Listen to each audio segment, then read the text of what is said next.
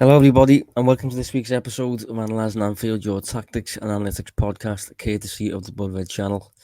I'm joined as ever by David Hughes for our Q&A special. It's long overdue, Dave. It is, yeah. It's been a while, hasn't it? The football's been so frantic this season that we haven't really had any of these breaks. Well, it felt like for a long time, but here we are. Yeah, I sent out a newsletter on Monday asking for questions to be sent in. Also put it in the Blood Red Facebook group and stuff, so we've had quite a few in. We're going to do our best to get through them all in this episode. We're going to get through it quite quickly. Those that we can answer with one word, we're going to try and do that so that we can answer every question. Before we start, I'd like to flag thank you to the roughly 4,000 people who reminded me last week after the podcast that Liverpool, in fact, Leipzig, in fact, needed 3 goals to get through if Liverpool scored in the Champions League, not the 4 that I actually said. So, yeah, I'm allowed that one mistake. I think half the country ended up contacting me, but yeah, we'll move on anyway. So, in terms of questions, Dave, I think we'll start with the questions that are kind of joint that we can both answer, because we've took one each just so that we can get through all of them. So, first of all, I'll start with the question. So, hypothetically, this is from Joe Calverley. So, hypothetically, if Liverpool's still in the Champions League, enough money and all that to do this, Haaland or Mbappe in the summer, which is the better fit for Liverpool? Who would make more sense? Cost? Who's the better prospect? Who'd fit the Premier League better? I'll let you go first. So let me just put my glasses on here. I mean, you'd take either, really, wouldn't you? I think Mbappe, in terms of the kind of quality he shows, running behind on the ball, his skill and things is really appealing. But Haaland's just an out and out goal scorer, isn't he? I think he's the type of player that if you create chances, he'll convert at a really high rate. And that looks like it's going to be something that's going to be sustainable throughout his career. So I'd probably personally, Josh, lead more towards Haaland's. I know there may be a few question marks about the system and how it would suit him, but although I really like Mbappe, I feel like he's the type of player who really punishes teams on the break when he's got space to run into, to get in behind, and obviously that doesn't really happen for Liverpool these days. Teams just want to sit in, give them very little room to attack, and for that reason, I think it might suit Haaland a little bit better. I haven't actually really answered this one. I don't really think I can. I feel like both, to an extent, suit Liverpool, but for different reasons. I don't think either would encounter any kind of issues in English football in the Premier League, really, with the exception of obviously the space that's afforded. I think Haaland would probably be cheaper in terms of transfer fee and wages. I must admit, up until this point, I've probably been in the Mbappe camp more. I think I still very slightly am, just because I think he offers more of an all-round game. I think he's more versatile and stuff. Could play across the front three. Haaland would have to be a fixed striker, but having said that, he's a freak, really, isn't he? I mean, I've not actually seen a player like him with his profile the way he is, and you know what he reminds me of? He reminds me of, in an athletic sense. You remember when Usain Bolt come on the scene, and he just kind of didn't fit the appearance of a 100-meter sprinter with his height and his stride and stuff like that. Haaland looks a bit like that. He just looks like an experiment. And he's clearly finishing to an absolutely ridiculous level at the minute.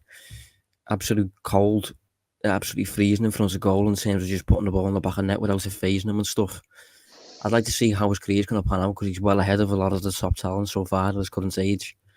But yeah, I don't really feel like I can answer that one, to be honest, in terms of picking one, but they are both ridiculous. Yeah. In terms of the next question, Dave, from Larkin Hogel, my question is, How should we LFC fans judge success? It seems that the financial imbalances will always make football a difficult sport to judge, and the richest are always near the top. Thoughts, Dave? I'll try and keep it brief, but I think that's a really tough question to answer. It is quite relative, isn't it? But I wouldn't say.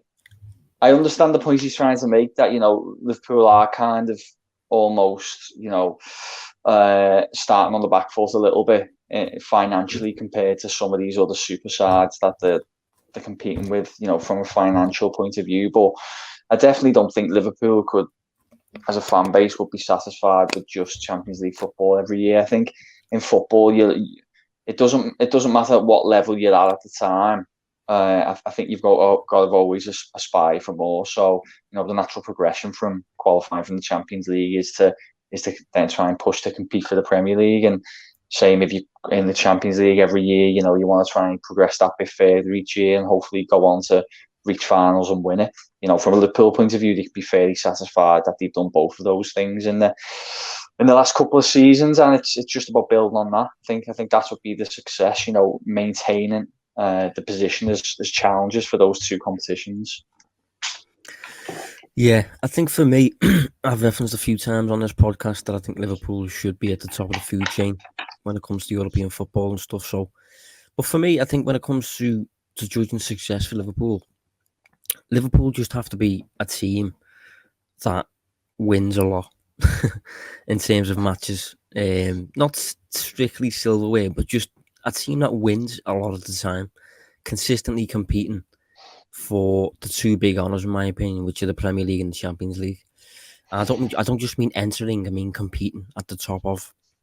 Obviously, Arsenal, for example, were competing we're in the Champions League for so many consecutive seasons under Arsene Wenger. But apart from one time, really, they never really got close to winning it. I think Liverpool just needs to be in and around where they have been in terms of competing for the two major honours.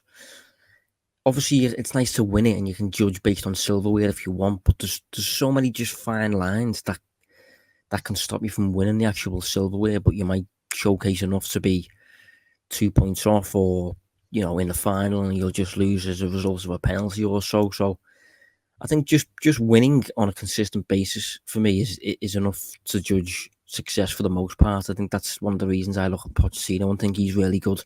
Some people are inclined to look at the fact that he's never won a trophy, or didn't at Spurs at least. But for me, he achieved what is required to deliver silverware, and that is just winning on a consistent basis and dominating your opponents on a consistent basis. And I think that is, for me, how I'm going to judge Liverpool moving forward.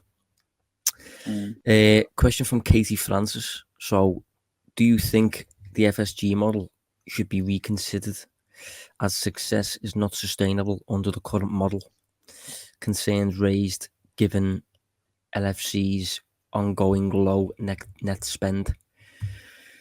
This is a popular one, really, Dave, isn't it? I mean, the net spend talk, FSG talk and stuff. So, thoughts? I mean, can it be reconsidered? Are FSG, whilst very wealthy, are they in a position to start spending 100, 200 million per year on transfers and things? I'm not sure they are. I know Liverpool are now financially much better off and could probably compete more financially with the likes of City to an extent, but I think the reason FSG have got this model in place and they've been successful doing it in different franchises in different sports is because it works for them and it's sustainable. I don't think it'd be sustainable if they were to change it. I don't think they could afford to start kind of keeping up with your Chelseas and Manchester Cities. Yeah, it's a sensitive topic, I think, but I don't actually think net spend is that big of an issue, providing you're buying good players, providing you've got a good squad. If you have a good squad, but you've got a positive net spend, all that means really is that you're good at buying low and selling high. That's kind of all it means, as long as the players at the club are good. And I think Liverpool's Liverpool's squad is currently really, really good. Liverpool have obviously got a lower net spend than a lot of clubs. But if you look at the starting 11 in particular, there's not many players, I think, across the league that would get in Liverpool's strongest 11. And that's testament to the recruitment at the club. Just go on. So I was going to say, I think the frustration comes in, though, doesn't it, when we talk about, and someone's actually specifically asked this, I don't know, we'll reference it, so I don't want to answer too much, but like the talk is, we're talking about Mbappe here, but I think those kind of players are often ruled out before it even gets going, whereas Liverpool would be an appealing destination, wouldn't it, for these players, but there isn't that financial incentive there in terms of the wages offers or, for the club where they're at to actually accept any offers from Liverpool. And I can understand that frustration, but then sometimes that makes you work smarter. Look at Real Madrid and Barcelona. Look at how they've turned out these last few years. Real Madrid bought Hazard, paid a lot of money for him, and just, he spent a lot of time injured, bit of a flop there. It's not always guaranteed success, is it? No, that's it. I think one thing I've always had admiration for from an FSG perspective is that they are owners that have run Liverpool above all like a sports institution. And I think a lot of owners out there run their football club like a business, and FSG still have the business side there, but there's always been that kind of getting ahead of the curve in a sporting sense, and Liverpool have done stuff over the years that's been quite unconventional in a sporting sense, and that's because of the thinking. John Henry was a man behind Liverpool's early desire to really chase the data revolution and stuff like that, and other clubs, other owners haven't really thought that way. They haven't really got that expertise. John Henry and FSG have, and I think Liverpool have gained an edge through that. The big thing with FSG, I think it's going to be a bit of an acid test once Klopp leaves. I think there's a heavy reliance for the model on Klopp's shoulders because of Klopp's ability to take what is essentially a rough diamond of a player and transform him into a world-class talent. Klopp's done that, regularly with different players. Mane, Salah, loads of these players who've just made that step up at Liverpool.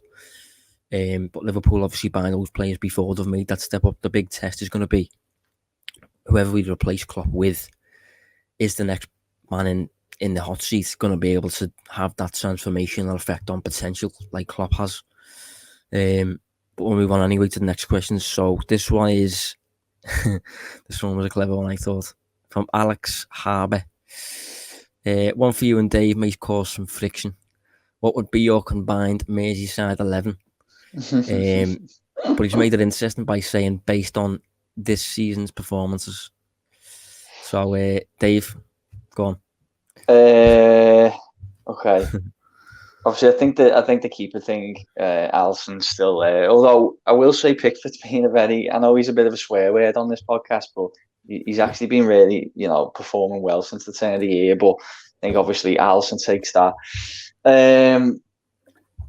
Right back's interesting because Trent hasn't had a good season by his standards, but Everton haven't got a good right back at all. Coleman's been fantastic, but obviously he's past his best now. So he takes it for me. Any complaints with either of those two, by the way? So you've got Alisson, Trent? Yeah. Yeah, same here. I've got the same so far.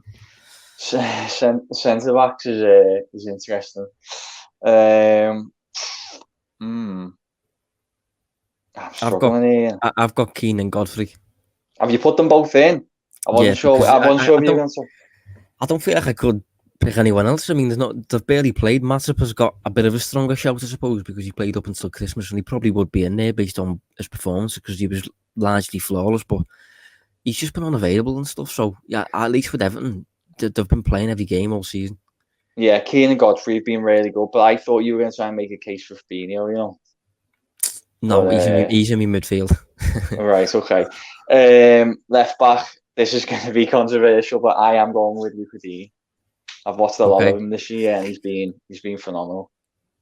I'm going to go Robertson. I thought up until Christmas, in particular, Robertson was up there with Liverpool's best players. He's tailed off a little bit since. I think this would have been an open one for Dean to take. because Robertson hasn't been that great, but I don't actually think Dean's been good enough to take that spot ahead of him. I think he's just been all right for me. I mean, you've obviously watched more of him than I have, but I've had him in my fantasy a little bit and he hasn't done much. Yeah, that's because he's playing in that defence. But I mean, we say that about the defence, but we've got 3 Everton. Well, no, I've got 3 Everton players in there. You've got 2, but yeah, it hasn't felt that great at times. What formation are we playing here? So I've gone 4-3-3. Right, okay. We're on to the midfield now. Okay, midfield is definitely one of Everton's worst positions. So I'd go with, if Fabinho's playing, I'd put Fabinho in there. Henderson has to go in. Now this is a tough one. This last one here, because there is one Everton midfielder who I think is a little bit lacking in technical ability, but he's just got such an engine that brings a lot to the team. And that's the core. It's just whether he gets in against over anyone else. For example, Wijnaldum. Go on. I've gone Fabinho, Henderson, Wijnaldum. Personally, I don't really think there's any need to overthink that one. I think Wijnaldum's been ridiculously consistent throughout the season. Hasn't been injured. Henderson's obviously integral, very important. And Fabinho, there's no argument for Fabinho in my opinion. What I was going to say with on Wijnaldum just before you said that then was I just think he's, he doesn't quite get the headlines, does he? But he's just such a good player. So I'm desperate to get an Everton player in, but I don't think I can. I'll save it for when we get to the forwards. So the front 3 then. Salah stays in for me. Calvert-Lewin goes through the middle. Where do you stand on those 2 first? Yeah, I agree. Okay. And then the left, yeah, even though he's gone off the boil big time, I think, he's in a real cold streak. I think Mane just about holds on. Just because, although Richarlison's come alive the last few weeks, it wasn't that long ago. Me and you were talking about him having quite a poor campaign by his standards. So I'm going to hold on to Mane. Jota might have been in there if he was fit for longer. See, I have actually gone Jota. Have you? Yeah, I think Mane's had a bad season. I haven't enjoyed watching Mane for a while now. It's not just his finishing, his decision making in the final third has been crazy at times. So yeah, that would be mine. The only reason I've omitted Jota, I just think he hasn't played enough. But I think he's been, arguably one of Liverpool's best players when he has. But yeah, that injury ruined his flow a little bit for me. Yeah. So next, this is from Al J. On a scale of 1 to 10, how likely is it that Liverpool sign Kylian Mbappe? And if we did, do you see him taking Firmino's position? I honestly don't see this transfer happening, to be honest. I don't want to be a party pooper, but I think he'd be tempted to come to Liverpool, no doubt. But I just don't see everything else that goes with the transfer happening. So I'm going to put it down to about a 4. I've also gone for a 4. Which is a shame, from a Liverpool point of view. It'd be lower if he didn't want to come. I think he'd come. I think he'd play for Liverpool, but I think the financials behind it are insane, and I just can't see Liverpool paying it. So hence why I've gone slightly below 50%, slightly below flip of a coin. But I think if he did come, it's interesting that he's mentioned Firmino's position there, because I think with Salah getting on a little bit compared to Mbappe at least, and Salah being a fixed player on the right side, he can't really play on the left, Salah. I think it'd open up the option maybe for Salah to play through the middle and Mane and Mbappe to kind of occupy the flanks and just consistently switch places almost, because they can both play either flank quite to a high level. So I think that's how I'd see it working. Obviously, but there'd be loads of different options you could explore if you get Mbappe in. But anyway, we're getting too many questions to think on that side of things. Don't want to get people's hopes up. Yeah, you'll be seeing something on the on MSN.com or something where it'll be us talking about two Liverpool writers linking Mbappe to Liverpool. which does happen, by the way. Yeah. So the next question, I should have started with this. This is probably my favourite question out of the whole lot. So it's from Andrew Moffat, and he says, "You guys always start off talking about haircuts. So bench one, start one, and sell one. Mohamed Salah's afro, Sadio Mane's blonde streak, or Virgil's man bun." Go on, Dave. I'll let you start.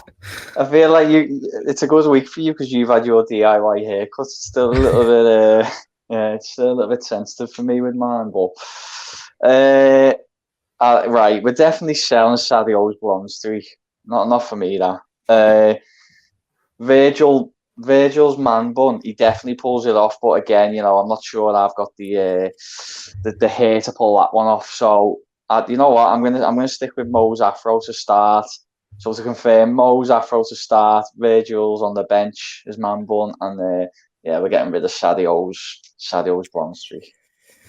I'm going to start Virgil's bun, simply because I think it's just alpha the way he kind of wears it. I don't know. There's something about it that just screams alpha to me. Benching Salah's afro, and I think Mane's streak's got to be sold simply because it's kind of receding a little bit, isn't he? He's hanging on to that. He's been hanging on for a while, hasn't he? yeah. So that's one of my fears. I'd hate to go bald personally. So yeah. Next, James Ryan. If reports true, which forward player from Rafinha, Harvey Barnes, or Pedro Neto do you think Liverpool should go for this summer? Good question. Yeah, it is. I ended up just, obviously I'm conscious of time as well. I ended up ranking these and what my kind of priority. And mine would be Neto, Rafinha, and then Barnes.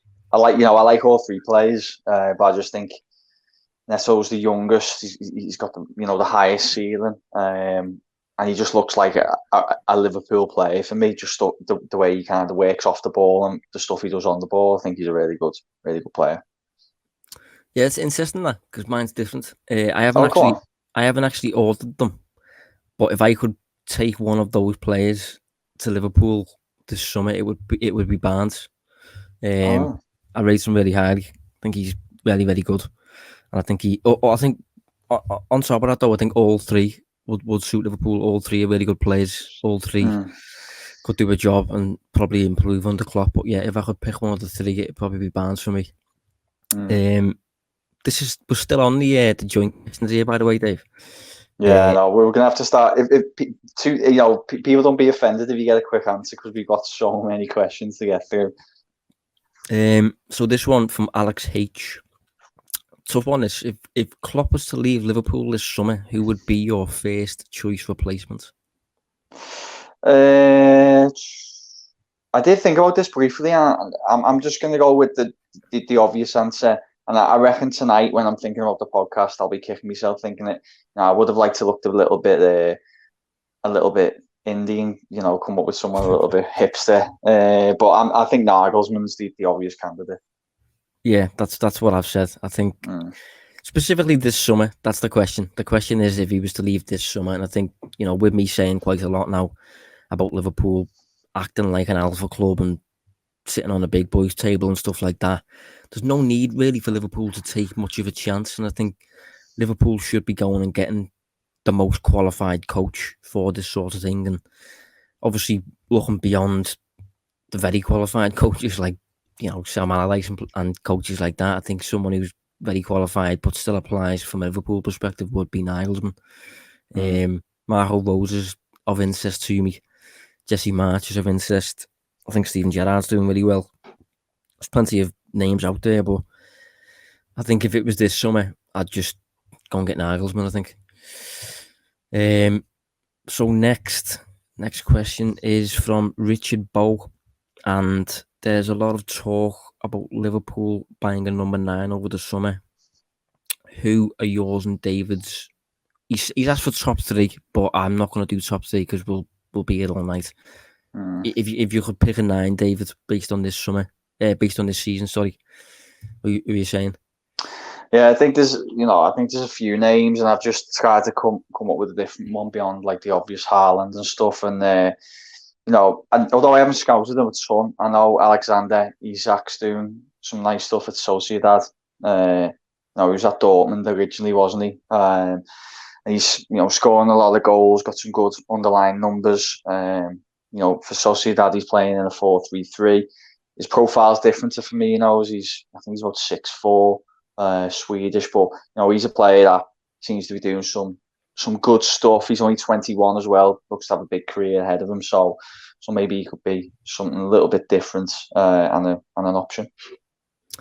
Yeah, for me on that one, I prefer Liverpool to buy forwards as opposed to strikers. I think strikers are fixed in place and a bit more predictable and stuff like that. I think you only buy a striker if you're buying a really good striker like a Haaland, or I know Klopp in the past worked with Lewandowski and players like that. But I prefer Liverpool to buy forwards like Jota and Mane and Salah and players like that. But one striker who has took me attention this season's Andrei Silva at Frankfurt. Scored plenty of goals and still only 23, I think, Portuguese. Obviously, he was at AC Milan, didn't really work out too well. I'm not sure if he's been sold to Frankfurt. I think he has. I think it was quite cheap as well. But he's having a good season. He's having a season a little bit like Salah was having before Liverpool signed him, whereby he's posting really good numbers, but no one's really talking much about him. So, yeah, one to keep an eye on after the summer, Andrei Silva. But we'll move on anyway, Dave, to the individual questions now. So we'll go one each. We'll start with you. Yeah, okay. I've got Tyler Shield, who's been in touch. Obviously, Thiago is yet to have much of an impact, certainly as much as we'd have hoped. But I'm getting really tired of this lazy narrative that he slows play down. He name checks Roy Keane as one of the reasons for that narrative. Whenever I see him on the ball, I generally believe that he's trying to move us forward and make some positive moves. Are there any specific statistics or data that we're aware of that could kind of quantify this? Really briefly, I can understand what he's trying to say. He probably hasn't had the impact many have hoped, but there's been a lot of mitigating circumstances. But one quick number, in the Liverpool side this season on a per 90 basis, only Trent has attempted more progressive passes per 90 minutes. Trent's 9.19 per 90, Thiago 8.56. If you think about it, obviously Trent, where he is positionally, he's at right back. He's got a lot of the pitch ahead of him. Lots of space to play these balls into. Thiago's in the centre. It's not always as easy. So I think that's quite positively reflective on him, I'd say. Yeah. So for me, I've got a question from Lee Connor. Is a front three of Mane, Jota and Salah good enough for next season's title contenders, or do we need a Haaland and Mbappe type? I think for me, probably in between. I don't think we need an Mbappe or Haaland to win the league again or to contest at the top or whatever. But I do think we could do at least one more attacking addition in the mould of a Jota. Simply, I know Shaqiri's been in and around offering an option, but I think specifically, Minamino, Origi, they're just not really good enough to have any kind of impact. And Liverpool above anything, really, I think we'll want to avoid anything like this kind of barren scoring run ever again. And one of the ways you can avoid that is just by having a Manchester City, Chelsea type bench in terms of just being able to bring on like a Pulisic or a Foden or a Mahrez. Liverpool have had that a little bit with Jota and Shaqiri, but I think one more would allow Liverpool to contest again at the top of the league next season. Yeah, Michael Simons, with the team needing to evolve or slightly change the setup, could you see Jota being used as an outside midfielder in a 4-2-3-1, or is he more of a striker / a number 10? I assume the outside midfielder is obviously, kind of a wide attacker in that kind of attacking three. The beauty is with Jota that he can kind of do both of those roles. He's a really versatile attacker, which is what made him such a good buy. To answer very briefly, his versatility means he could do both, and that's why he's such a good buy. He's probably going to be a natural heir to one of the front three over next few seasons as they move on. But for now, he's just able to fill multiple roles really, and open the door for some sort of like tactical changes as well. Yeah, plenty of questions about Jota. Shah Basha has been in touch and says, do you think Champions League qualification is going to dictate the quality and number of arrivals in the summer? I don't think it'll impact too much. And the reason I don't think it'll impact too much is because I think it will, to an extent, dictate spending. But I think Liverpool and FSG and everyone involved at the club will view this season as a bit of an anomaly. And I think the view will just be, we don't necessarily have to be too cautious with the spending because we'll get back in the Champions League next season, or we should at least. I think Liverpool will quite comfortably. And I think any player interest from European players and stuff, I think the same can be said for that. I think still very clear that Liverpool have got an elite squad, an elite manager. We've encountered problems this season, but I don't think it'll arise next season. And Klopp's already said that any player who doesn't want to join us because we're on the Champions League, he doesn't want them to come anyway. So I don't think it'll impact Liverpool's summer too much. I think if we was to be out of the Champions League next season again, that would be a bit of a different story. But I think this summer around, I do think it's being viewed as a bit of an anomaly, and I don't think it'll have too much of an impact personally. Patrick Foley, could Roberto Firmino be dropped back into midfield to play the Wijnaldum role when Gini does leave in the summer? Obviously, he's got to his game passing, press resistance, strength on the ball, and these seem like transferable qualities, but his poor finishing wouldn't be detrimental. I can kind of see what you're saying, but not for me. I still think Firmino would be too lightweight for that role. In terms of like actual, defensive duels and stuff, I think he'd struggle a little bit. I understand what you're saying with the pressing, but I think he would struggle, and I think you've got to consider, you're also battling for stuff like aerial duels as well. And I don't think Firmino is particularly great in the air. I know he scored some good headed goals, but I'm talking about just competing to win headers. Not for me. I think he'd just be a little bit too lightweight, and I think he's better actually in possession a little bit higher up the pitch. So Paul O'Sullivan's been in touch and says, my question is, can this team be held together if we don't have European football next season? Again, similar to my last answer, I don't really see any issues regarding losing players. I do think it's being treated as an anomaly, but even if it wasn't treated as an anomaly, and even if, say, for example, Salah wants to leave, there's no buyers in the market. No one will really be able to afford Salah. If you look at Barcelona and Real Madrid, they're both completely skint. And for the listeners outside of Liverpool who don't know what skint means, they haven't really got any money, I think is probably the best way of putting it. Both in debt heavily, and we're not going to sell any of these players to teams from England. Bayern Munich don't tend to buy particularly big, and they've already got plenty of their attacking positions in place already. And you're only really looking at PSG left, and PSG have already got Neymar on the books, already got Mbappe. So I don't think there's any real room at the minute, specifically this summer coming up, for big transfers to be made. I think it's probably going to be a quiet one in that respect, unless Mbappe or Haaland move. And I personally can't really see it unless something happens. Just on that, not that we need any more questions, but I do wonder on that, because I thought about this. I spoke about it recently. I do wonder, if FSG were kind of banking on selling one of the front three to one of those super clubs, and getting a kind of Coutinho transfer fee into to fund the next almost squad evolution, or the next players coming in, the next batch, and if that's cocked up the plans a little bit, because I agree, I don't think those usual suspects will be able to afford any of the front three, or pay like 150 million for Salah, which we were probably expecting maybe a year or two ago. Just a side point. I think it's interesting. Yeah, I've thought for a while it's going to be really interesting to see what Liverpool as a club do with the infamous front three as they get older, because Liverpool's recruitment, I think, in the past few years it's just done different things to what other clubs, specifically in England, have done, and they've kind of been a little bit of a step ahead. And I think, apart from not replacing Dejan Lovren last summer, that's the only kind of risk that's actually come back to sting Liverpool. Selling Coutinho has worked out perfectly.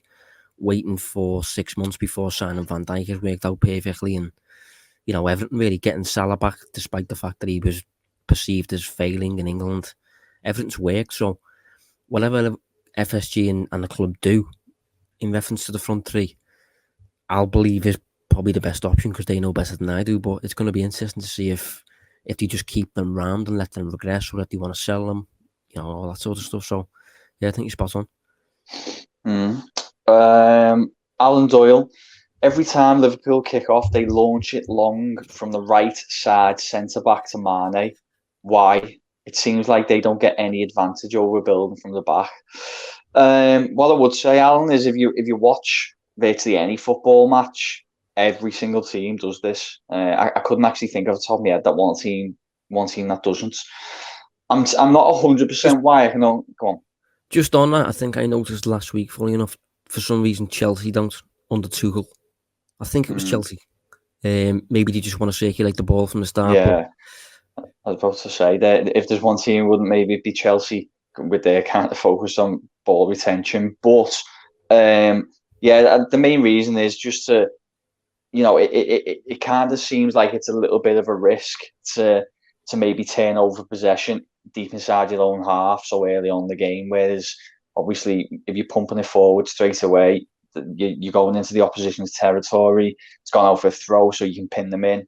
Be fairly decent at throws as well, which Liverpool are, both their own throws and defending them. Then it's an opportunity to turn the ball over further up the pitch and just get settled into your shape. I think it's all just about settling into the game. Those first couple of minutes and not giving away cheap goals. That's my perception anyway. I don't know if you've got any other theory, Josh. No, I agree. I think it immediately allows you to attack, really. It immediately puts you on the front foot and the opposition on the back foot if you immediately advance into the final third and their defences straight away having to react and having to, all that sort of stuff with Liverpool going forward. So it just allows Liverpool to attack from the first whistle, I suppose. Well, the derby was a good example, wasn't it? Where that's what Everton did, obviously straight from the kickoff, and they actually won a corner off Kabak. And within the first minute, you're under pressure defending the corner just from the kickoff. Exactly. So it does have its advantages.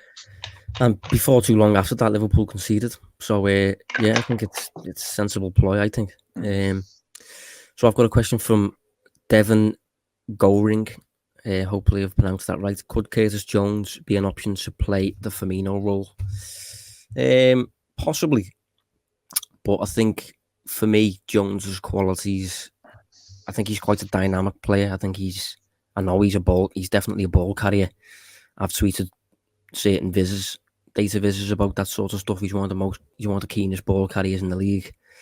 I think he's very energetic and basically good at driving the team forward towards goal. And I think if he was to play a Firmino type role, he's obviously almost doing the opposite in terms of retreating into midfield and linking with short little passes here and there around the corner and stuff. So I think particularly his energy and his physical attributes, I think are more suited to playing in a bit more of a deeper role, or certainly a role that encourages running.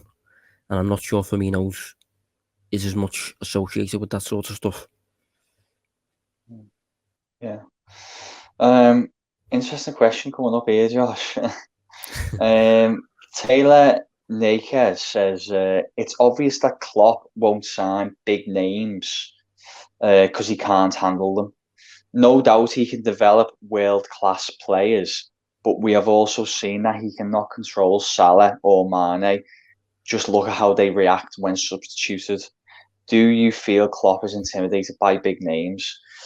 I have to be honest and say I disagree pretty much with most of that, Taylor. I see what you're trying to allude to. You're talking about Salah kind of throwing us his bottles about and kicking his coats when he comes off. But I think we're just talking about really ultra competitive players who are, not only frustrated probably at personal performances, but frustrated that they're not on the pitch like every minute of every game.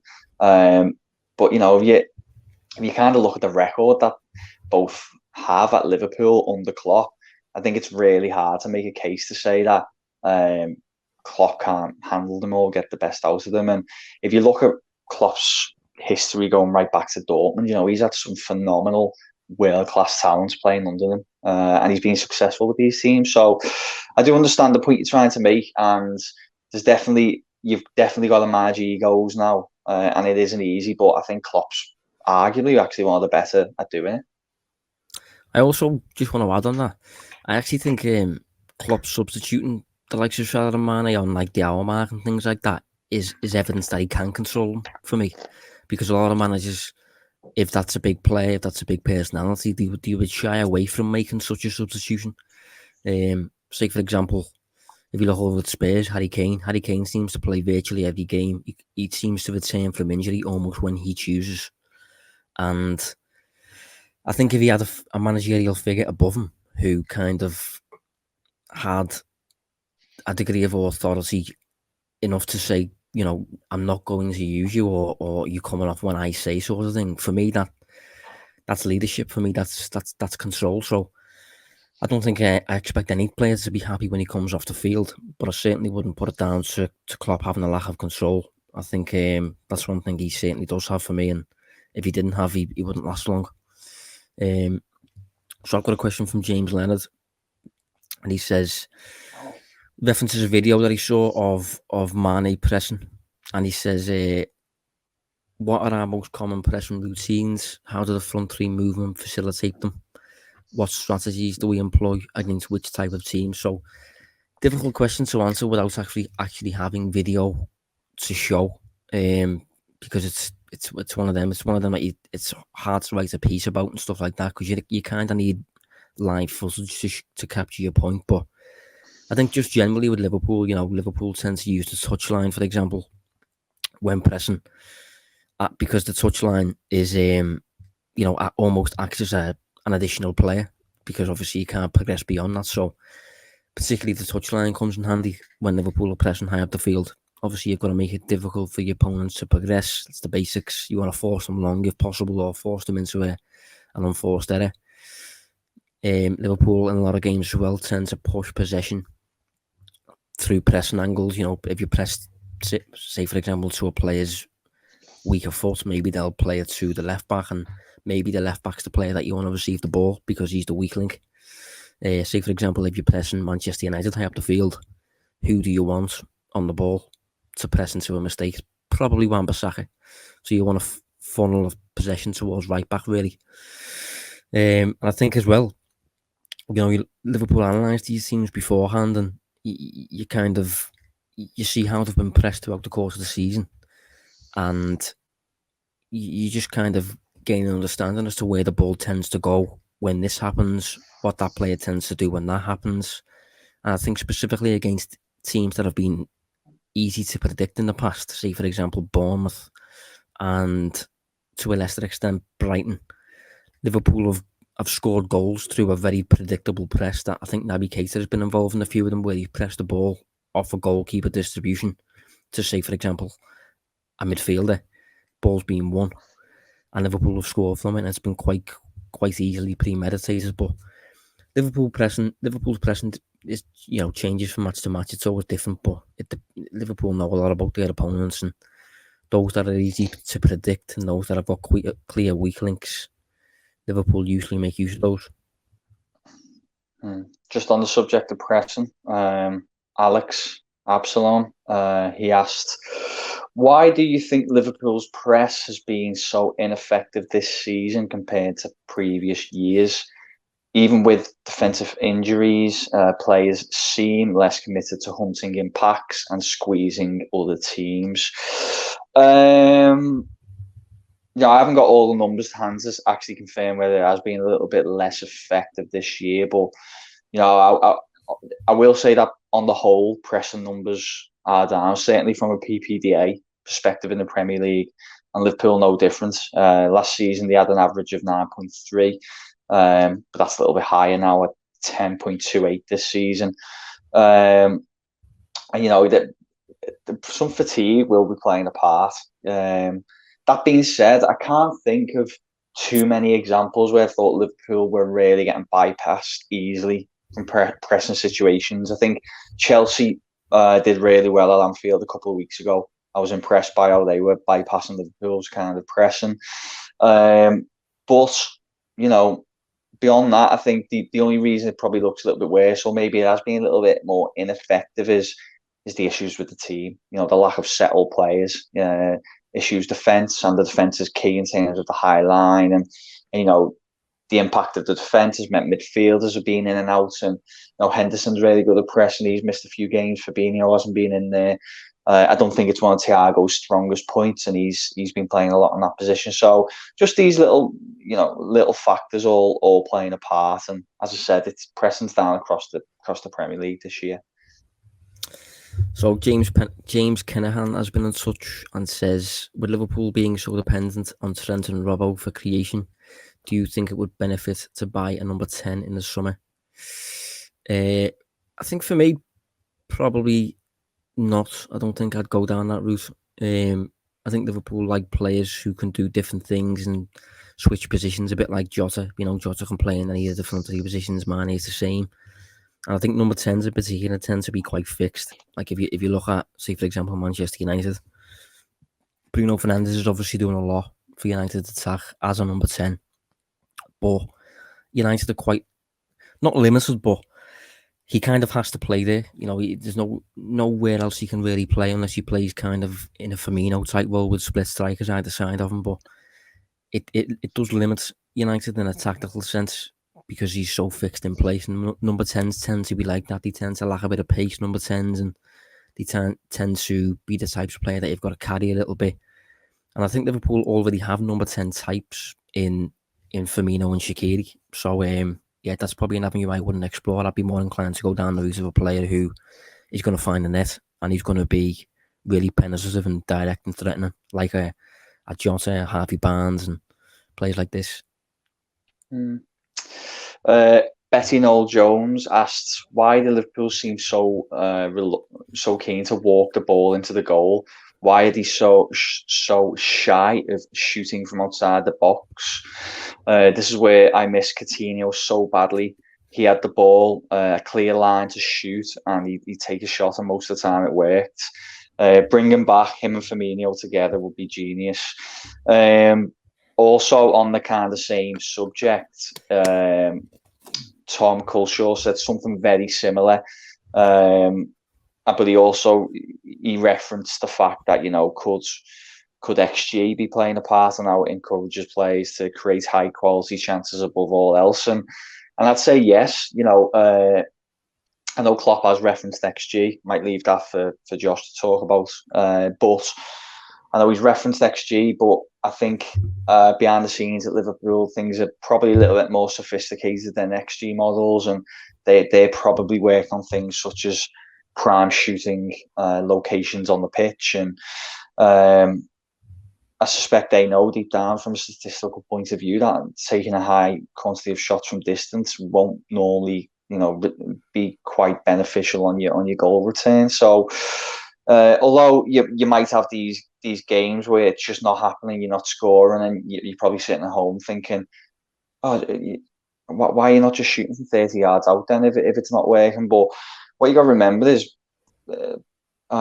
teams and players are drilled to play with certain sequences, and to, when you're in possession, put the ball into this specific area, which will lead on to the next part, and that should create opportunities. And that's it's kind of repetition. So I think to just throw that all out the bag mid game is quite difficult to do.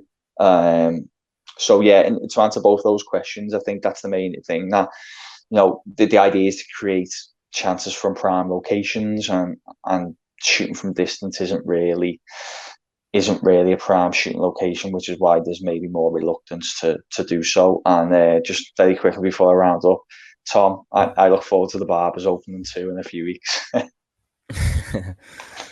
So I've been asked by Jay Sidhu, simple question: does Henderson get into Liverpool's best midfield? I think for me, Jay, right now, yes. Remains to be seen what will happen as he gets a little bit older. You know, he's obviously, I think he's over 30 now. One of the few in the squad who's over 30. But for me, right now, Liverpool's best midfield is probably Fabinho, Wijnaldum, Henderson. And, you know, maybe next season with Thiago being given a better surrounding, maybe Thiago starts staking a claim, maybe Wijnaldum leaves. You know, who knows? But right now, Henderson certainly in the midfield, yeah, for me.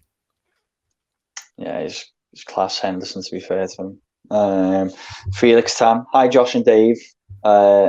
We've had some really nice messages before the actual questions, and I haven't gone through them all just because, you know, we don't want to be sitting there patting ourselves on the back. But, you know, this one, I'll put it in. Huge fan of the pod. I'm proud to say I've been listening since day one. Fair play, Felix. My question is on our number 9. How would the team need to evolve in other departments, you know, midfield, wing backs, defence, if we want to accommodate a more traditional number 9, rather than, you know, continuing to build with the system in place now? I guess you probably need different profiles, wouldn't you? If you think of the system now, though, to 4-3-3, it's kind of resembles, I guess, maybe like a 4-4-2 down or something, with Firmino dropping in, and then the wide players kind of being like coming more centrally as the two danger men. So yeah, keep it brief. You know, different profiles, I guess. Maybe the 2 wide players would be more creators than scorers, and it would all be funneling towards the main man, whoever your number 9 be. Similar, ironically, seeing as we mentioned them before, to kind of how Calvert-Lewin plays at Everton. Obviously, penalty box kind of finisher, and everything's geared towards getting balls towards him. Yeah, just on that as well, I think Guardiola was asked how his style of play changed when he comes to Manchester compared to Bayern, and I thought his answer was quite interesting, because it's always the same style of play. It's always the same principles of play that you'll see with the Guardiola team. But he said, quote, if you have strikers like Lewandowski and Muller, you have to make crosses because they are so strong in the box. Sergio Aguero, you have to find other solutions. So the way we finish the attack depends on the quality of the players. And I think that's generally the case for anyone who knows the stuff, really. You know, you've got to feed the players, like, say, for example, Jamie Vardy. You feed Jamie Vardy if you can with balls and behind. You feed Lewandowski with crosses. It's different, you know, based on different profiles. I've got a question from Orlando Grana, and it says, although we cannot attribute a change in form to one change, in your opinion, how will Fabinho being back in a 6 help in other positions? So I think there's probably a number of areas that he helps, but I think for me, similar to Van Dijk and Gomez, just having better defensive players like that who are capable, specifically 1v1. Fabinho in a 1v1 with maybe Bruno Fernandes again, or, you know, a player like that. If Fabinho is more likely to come out on top in most of his 1v1s, it just allows his teammates to just attack more. You can attack with more players. You don't need players to stay deeper to double up on certain opponents, because you win in 1v1 battles all the time. Like, I think a few seasons ago, Liverpool played Emery's Arsenal at Anfield, and Emery's tactic was just basically to get everyone to defend, and he put Aubameyang and Pepe on the halfway line, and Liverpool defended Aubameyang and Pepe 1v1 with Gomez and Van Dijk, and Liverpool coped fine. If Liverpool had played exactly the same way with Phillips and Kabak, maybe it would have been a bit trickier, because Phillips and Kabak are less likely to get the one-up over Aubameyang and Pepe. So I think what Fabinho just does back there is just allow Liverpool to obviously be better defensively, but he allows Liverpool to attack with more men. Yeah, and just on that answer, Michael Wall, I know you've asked something similar. I'd say that probably covers the reason why Fabinho is probably, you know, better in the midfield. But you've also said, you know, separately, despite both centre backs arriving at the same time, Kabak has been thrust straight in, whereas Davies has been hidden entirely. Any statistical insight on why this might be? Anything that shows how adaptable a player might be? I'd say that's really. And thanks for your nice comment as well. I'd say that's really difficult to point at purely, quantifying numbers. But my reading between the lines is, Kabak is just adapting a little bit better than Davies, and maybe Klopp's looked at him and just doesn't think he's ready, or ready to play the kind of aggressive nature that Liverpool play, because obviously he's not just going into a settled defensive line playing kind of routine stuff, defending on the edge of the box, probably defending halfway in your own half. You're playing quite aggressively high up the pitch, and maybe he just doesn't think he's ready for that. So maybe we'll see him next season. So I've been asked by Ben Heidi. Maybe I've said that wrong, I'm not sure. He says, with Gini Wijnaldum leaving in the summer, should we be worried about the fitness of Hendo, Thiago, Fab, Ox, Keita and Millie, considering over the past 3 seasons they've all spent considerable lengths of time on the sidelines? It's a good point, and it's arguably Wijnaldum's best trait, to be honest, the fact that over the course of this season in particular, he's been available every week. Sums him up, extremely resolute player. But I think on that, I do think we have enough midfielders to always have enough good players on the field in midfield. Whether it means, even if we're left to 2, we can move to a 4-2-3-1, providing that Jota's fit and we can use a front 4. So yeah, a slight concern, but Liverpool seems to be stockpiling midfielders at the minute. We got Thiago in without losing Wijnaldum. Curtis Jones has obviously came through. Hopefully Keita has come through the worst of it, and Liverpool are punted ahead of recovery over the Christmas period. Maybe he'll help.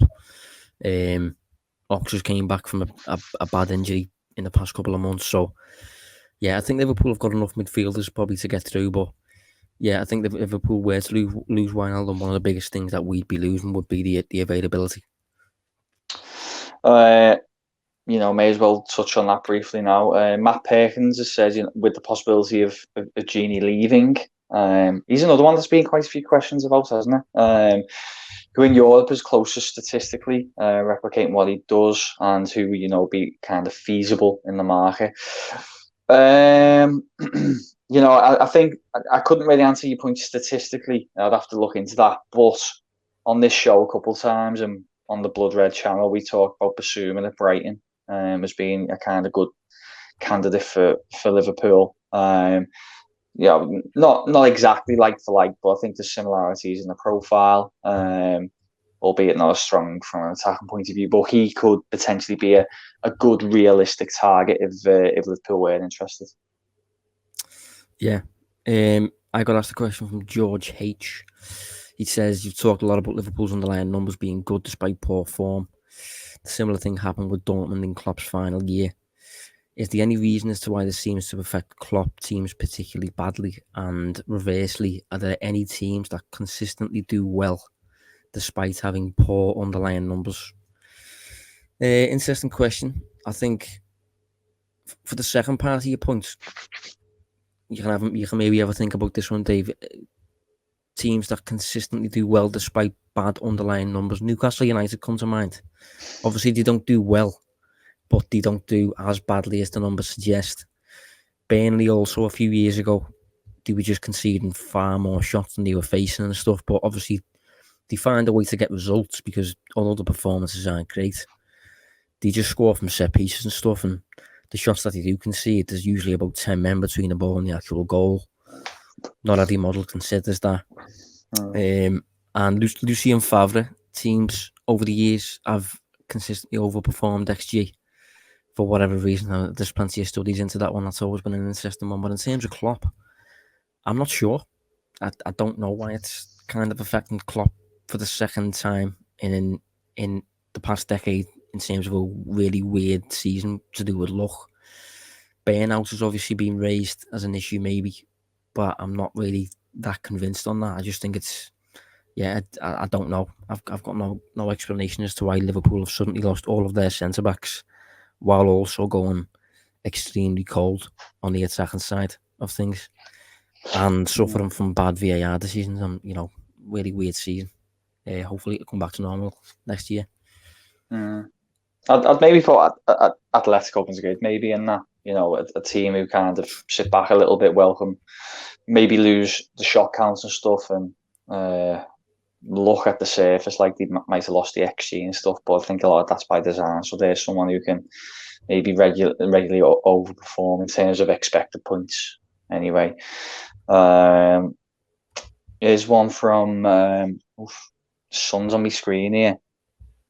Rob Hosana. Sorry if I butchered that, Rob. Is there a chance that LFC could sign Max Aarons for the right back position? As we know, that's Norwich's Max Aarons, for anyone who's not familiar.